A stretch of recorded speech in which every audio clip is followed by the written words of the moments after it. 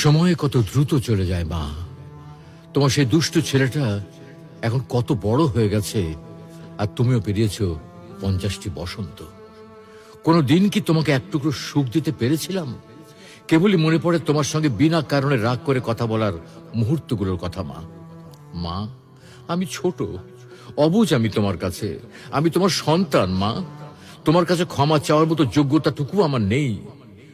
সন্তানরা হলো ধারালো চাকুর মতো, না চাইলেও মায়েদের কষ্ট দেয়, আর মায়েরা তাদের ক্ষমা করে দেয়। শুনেছি মা আর সন্তানের মাঝে অজানা একটা বাঁধন থাকে, যে বাঁধনের কারণে মা সন্তানের কথা কোনো মাধ্যম ছাড়াই শুনতে পায়। তুমি কি আমার হৃদয় থেকে কথা বলাগুলো শুনতে পাচ্ছ মা? মা, তোমাকে খুব মনে পড়ে মা। তোমাকে অনেক অনেক বেশি ভালোবাসি মা। দুনিয়ার সবকিছু বদলাতে পারে, কিন্তু মায়ের ভালোবাসা কখনো বদলাবার নয়। মা মমতার মহল, পিপাসার জল, ভালোবাসার সিন্ধু, সর্বোত্তম বন্ধু, ব্যথার ঔষধ, কষ্টের সুখ। মা চাঁদের ঝিলিক, মা যে স্বর্গের মালিক।